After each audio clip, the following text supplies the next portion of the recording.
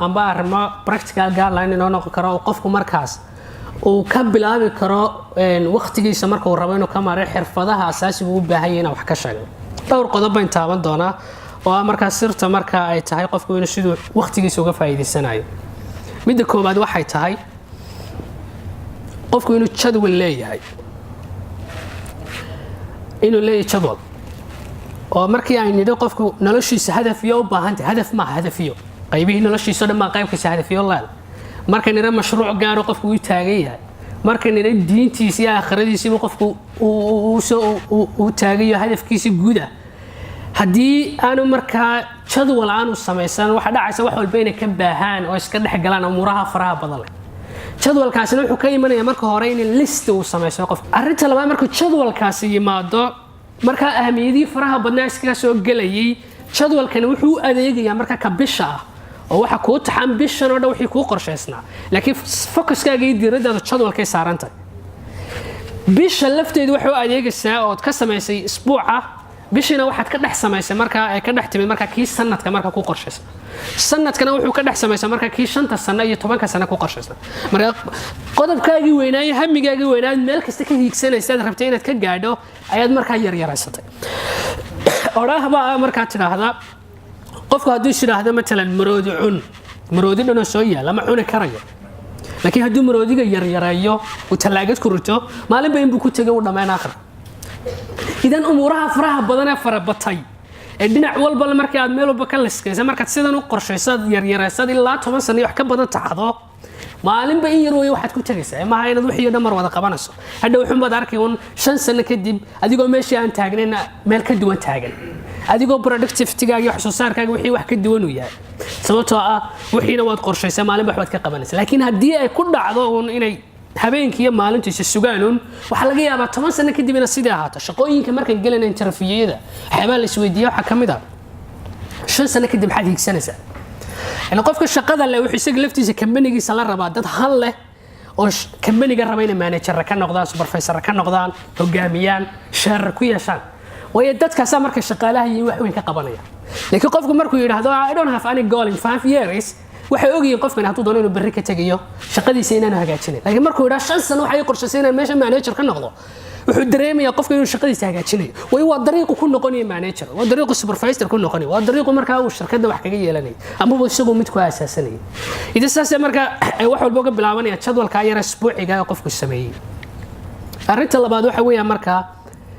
kala mudnaansiinta ama mudnaan priority sida wuxuu kala mudan yihiin يعني أمورها فرها بدنا تحسو markii aad mid walba qaabaysad qorshaysay waxa ku kala yeelanaya way ku kala mudnaanayaan meel kuma wada taagnaanayaan tusaale fudud hadaynu ka soo qaadno xafiiskaaga iyo waraaqaha aad ku shaqaynayso kaliya oo marka ay noo mataliyeen noloshii faraha badneed oo dhan waraaqaha faraha badan iyo faylal fara badan baa halka ku daadsan oo marka shirkadaada iyo arrimahaaga oo dhan qaabilsan laakiin ma taqaanay sida uu kala muhiimsan yihiin maalin walba markaad warqad rabto inaad soo qaadato mid bad ka dhex baadhaa waqti bay kaa lumisaa qaar baa kaa luma qaar baa iskaga kaa dhex tarsana marka muxuu sameynaya qofkii markuu organize garanaya priority-ga halkan uu ka bilaabaya waraaqibuu folder u sameynaya khaanado markaasuu khaanadii wuxuu kala sameynaya mid khaanad la yiraahdo waxyaabaha muhiimka ah ee degdega ah waa very important waana urgency weeye khaanad buu sameeyay waxyaabaha maxaa ka mid ah emergency xaafadaadii kaaga timid oo qayla ah waxa kamid ah meel jabay oo gaarigaaga iyo aanad ku socon kareen dhaqsatay inaad soo samaysadeen waa emergency waa degdeg weeyaan wana muhiim kama maarmaysid waxyaabaha noocaas oo dhan qofka khaanad u sameystay marka khaanadii labaad wuxuu ku riday waraaqihii iyo faylashii khuseeyay waxyaabaha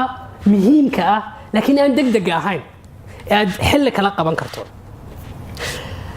xagga sirta guusha marka laga hadlayo khaasatan mashaariicda gaarka qofka markuu istaagay ay ku jirtaan waa khaanada labaad khaanada muhiimka ee aan degdeg ahayn bay sirtu ku jirtaa sababtoo waxyaabaha aan degdeg ahayn waxa kamid ah qorshayaasha nolosha dejinaysa kamid degdeg ma aha inaad qorshe hadaf yeelato qasab kugu ma aha inaad imaka dejiso inaad berri dejiso laakiin waa inay meel muhiim ah ku taalaa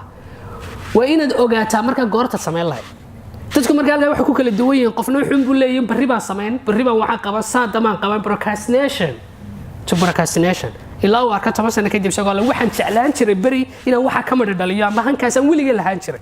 sababtoo weliga yaali uu ku hami jiray maalinna muu qondaysan bari qabo ama 5 cisho kadib qabo ama bisha dama soo socdo marka arrinka labaad waa muhiim laakiin degdeg maaha laakiin waa meesha la sirtu ku jirto weeyaan trick ku jiro halka khiyaamadu ku jirto waa halka ee lagu kala haray khaanada labaad weeyaan marka khaanada saddexaad maxay noqonaysaa waa very important waxa weeyaan urgency weeyaan tan waa degdeg laakiin muhiim maaha sida tii labaad waa meelaha marka ay delegation ka yimaado meelaha dadka shirkadaha iyo shaqaalaha iyo qofku reerkiisa iyo asxaabtiisa iyo haddii cid u qabato garanaya tu secretary leeyahay meelaha marka ay imanayso inaad qof u igmato ee cid ku qaban karto waayo shaygani degdeg maaha waxa weeyaan degdeg laakiin very important maaha marka arrimaha muhiimka ku ah kala adigu ku mashquul haddii aad helayso cid arrinta ka furata oo de shirkadaada cid u khaasay jirto oo saaxiibkaaga faraaqo badan hayso oo reerkaaga cid kula qabataan hayso marka arrintaas oo kale wada igmanaysa waa arrimaha la igmada marka laakiin waxa ku jira wax badan oo aan marka aan aad u sii durgsanayn oo asxaabta waqtiga isla qaataan nolosha waa u baahan tahay saaxiibo waqti isla qaataan laakiin meelaha ay ku jirtaa waa meesha aan muhiimka ah laakiin degdeg ah hadiya jeer taleefanka ku soo dhacaya waa degdeg internetka ku furan waa degdeg hadda lagula hadlaya laakiin muhiim maaha إذا وحنا بهانت مالها قرشياش أو بهانة هذه شر وقت قالوا مسكة متك خاند أفراد وحويا خاند أن مهم نهين تقدقنا نهين مرة خاند مركا يتعي مركا قفوا إنه ورقة هيدا ودسبين كوري مركا تاتل سواء كفكرين ونسويدي هدي وحلا ديليت جرانية تديليت وتارتو دوا وح وقت قالوا ميانا مركا وح وقت قالوا ميانا أفراد ماذا مركا لو بسوا كابا أودي كعا si marka xasuus ay nagu soo dhawaato mid kamid ah waxa u baahan tahay in la qabto waa do weeyaan waa important waana degdeg midna waxa weeyaan waa delay oo dib baad u dhigan kartaa waa arrinta qorshayaasha muhiimka ahayd laakiin aan degdeg ahayn laakiin halka qiyaamada ku jirta weeyaan midna waa delegate weeyaan cid baad u iman kartaa oo waa degdeg laakiin muhiim ah inaad adigu imka qabataa arrinta u dambaysa waa destroy ama delete weeyaan marka waa do delay delegate destroy afartaas marka waxa weeyaan midnaantii iyo priority nolosha marka qof uu kala sameeyay haday tahay qaybta nolosha haday tahay qaybta diinta iyo ruuxiyaadkiisa iyo cibaadaadkiisa iyo wuxuu baranaya cilmiga diinta ku saabsan iyo masaajida iyo haday tahay mashruuc khaas uu qofku u taagay marka qaar dacwadu noqon kara waxa laga yaabaa in isku darsado qofku isagoo hadafkiisa guud mar walba laga sameeyay ayaa mashruuc gaar u taagay dacwadu u yahay dhakhtarnimo noqon kara ganacsi noqon kara arrimahaas oo marka priority-gaas u baahay sirta saddexaad waxa weeyaan marka qofku inuu iska ogaado tuugta waqtiga inuu iska ogaado waxyaabaha waqtiga dila waxyaabaha waqtiga xada oo wax noloshaadi xadaya qaar kamid ah hadaan taabana marka waxa weeyaan kuwa external oo guud iyo kuwa internal oo adiga naftaada ka imanaya kuwa naftaada ka imanaya waa broadcast-naashiga waa dib u dhigashada bari baan qaban saadamaan qaban waa tuug waqtiga ka xaday adiga marka sabab waa marka kuwa externalka dibadana waa asxaabtaada iyo ehelkaaga iyo dadka ku imanaya ee aydan marka limit kala lahayn weeyaan laga yaabo inaad adiguna xilli kasta la hadasho xilli kasta u timaadad waqtigooda ka qaado saacado badan ka qaado iyaguna inta ay la ka qaataan markasta ku baahdaan markasta aan diidin aan may oran iyadoo mayadu marka ay tahay wax waqtiga lagu maamusho marka si positive loo adeegsanayo adigoo qofkii dhaawacayn waxba u geysanayn u sheegaya ahmiyada kale ku taala jeclaan lahayd inaad waxaan u qabato laakiin ay tahay inaad kala garanayso marka qof u tagaysiyo marka kale marka hawsha soo qabanayso marka kale taasina waxay ku xidhantay waxa ku qorshaysan jadwalkii baad qofka waxa leedahay yara suug aan kugu soo celiye inta jadwalkaaga waad eeganaysaa markaas leedahay waan ka xumay hawl noocaas ay taala laakiin haddana jadwalku oolan maxaad u diidi saaxiibka soo ku yeedha darra hawl kasto lagaaga baahda qabo sababtoo adiga ahmiyad gaar kuma taalo wax ka habsaamay ma jiro idan marka waa joogtii waqtiga ay ka mid tahay marka dadka jeceshaba waqtiga ka xadaya naftaada ba ka xadaysa ehelkaaga ba ka xadaya saaxiibkaaga ba ka xadaya waxa soo dhawaxay u baahay marka qofku inuu qorshayaal ka yeesho waxyaaba waqtiga lumiyo waxa kamid ah externalka kamid ah markaas waxa faraha badan aan arkayna marka entertainmentka ee TV-yada iyo taleefanada iyo internetka kamid ah TV la daawada wax xun ma taleefan in lagu hadlaana wax xun ma laakiin marka macnaha ay lahaayeen laga badiyo wax xun bay noqonayaan waayo muhiim aakhirana ma muhiim adduunyana ma Umar bin Khattab radiyallahu anhu waxaan ka dhibsadaa ma jiro markaan arko qof ku foogan oo ku mashquulsan waxaan adduunyo aakhira midna faa'iido u lahayn idan waxaan had iyo jeer ku fooganahay